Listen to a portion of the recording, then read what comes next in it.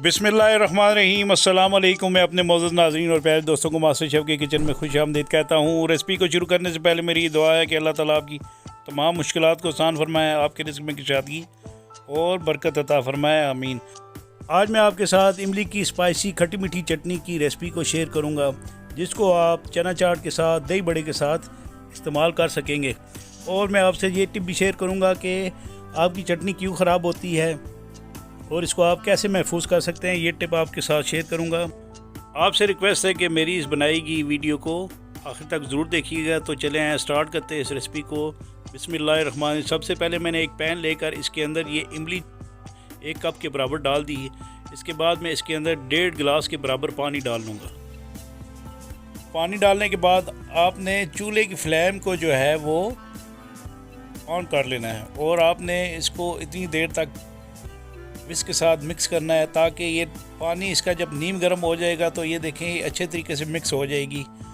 तो इमली के जो बीज हैं वो आप आसानी से इसके अंदर से निकाल सकेंगे। तो इसके ऊपर मैंने एक कवर रख दिया। कवर रखने के बाद मैंने इसको इतनी देर तक उबाल लेना है जब तक इसको अच्छे तरीके से इमली के पानी को जोश नहीं आ जाता।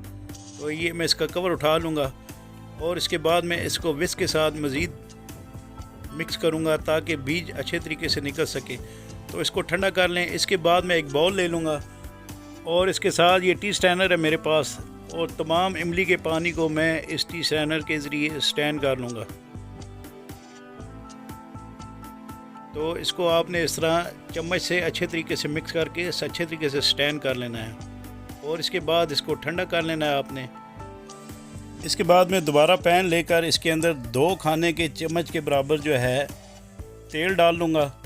तेल डालने के बाद आपने इसके अंदर रोस्ट किया हुआ ज़ीरा, ये रोस्टेड ज़ीरा है, ये तकरीबन आधा खाने के चम्मच के बराबर है। ये इसके अंदर डालकर आपने इसके अंदर 1 चाय के चम्मच के बराबर नमक डाल लेना है। नमक डालने के बाद आपने इसको थोड़ा सा मिक्स करना है विस्क के साथ। मिक्स करने के बाद आपने इसके अंदर इमली का जो पानी है जो हमने बाउल में निकाल कर रखा हुआ था, तमाम पानी आपने इस पैन के अंदर डाल देना है और आपने चूल्हे की फ्लेम को ऑन कर लेना है और आपने इसको इतनी देर तक कुक करना है जब तक इसको अच्छे से जोश नहीं आ जाता। आपने इसको इस तरह विस्क के साथ दोबारा मिक्स कर लेना है।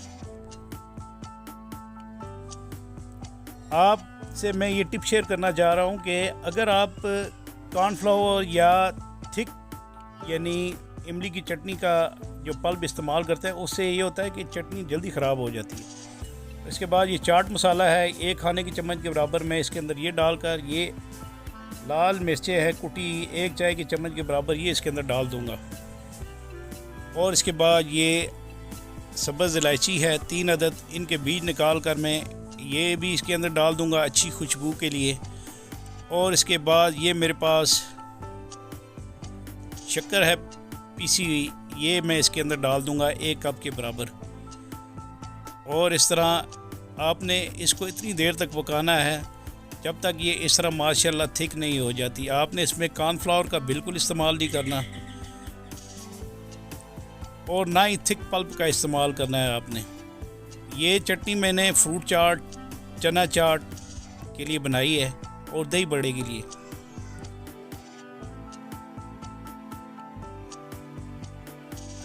और एक दफ़ा आप अपने घर में इसको ज़रूर बनाइएगा और कमेंट्स बॉक्स पर मुझे इसके कमेंट्स ज़रूर दीजिएगा। अगर कोई आपने सवाल पूछना है तो भी कमेंट्स बॉक्स में आप मेरे से सवाल कर सकते हैं।